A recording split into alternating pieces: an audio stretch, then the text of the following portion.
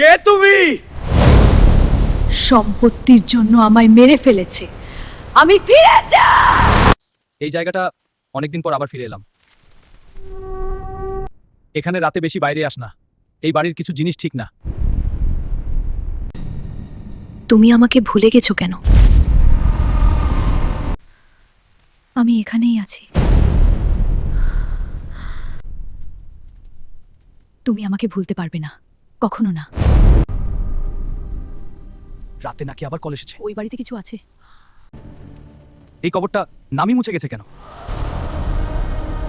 10 বছর আগে এই গ্রামে এক মেয়ে রহস্যজনকভাবে মারা যায়। আমার নাম নীলা, এখন মনে পড়ছে। তুমি ভুলে গেছো, কিন্তু আমি না।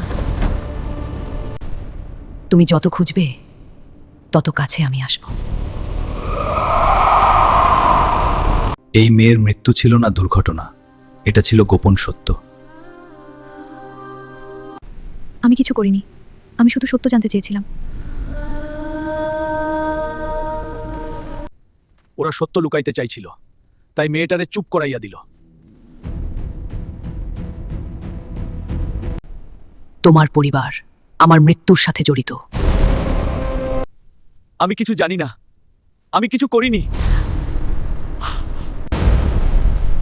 এখন সত্য জানো, এবার পালাতে পারবে না।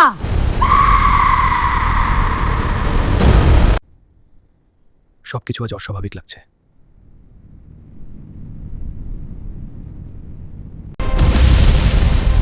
এবার আমি লুকাবো না, এবার সবাই দেখবে।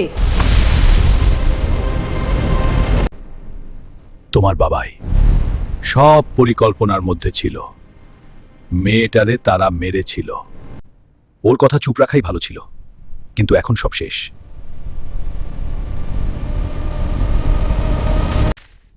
তুমি আমার পরিবারের সাথে এটা কেন করছো?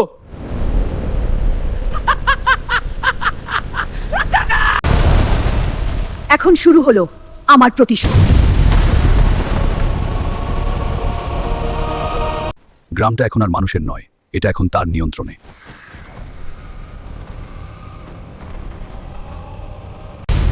তোমরা আমাকে মেরে ফেলেছো, এখন আমি বেঁচে আছি, ভয় হয় না।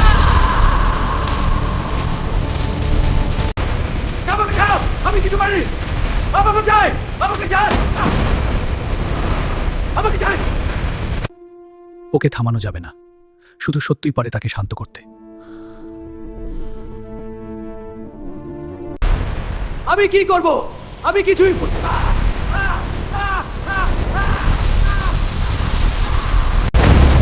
এবার সে সত্য বলবে, নাকি সব শেষ হয়ে যাবে।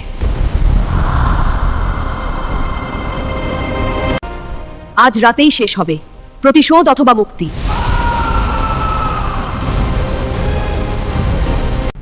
হ্যাঁ, আমি ছিলাম সেখানে, কিন্তু আমি একা না, আমরা একসাথে ছিলাম এবং আমরা কিছু করেছি। এখন এর ফল ভোগ। তুমি সত্য বলেছ, এবার আমি মুক্ত হতে পারি। এখন আমি মুক্ত।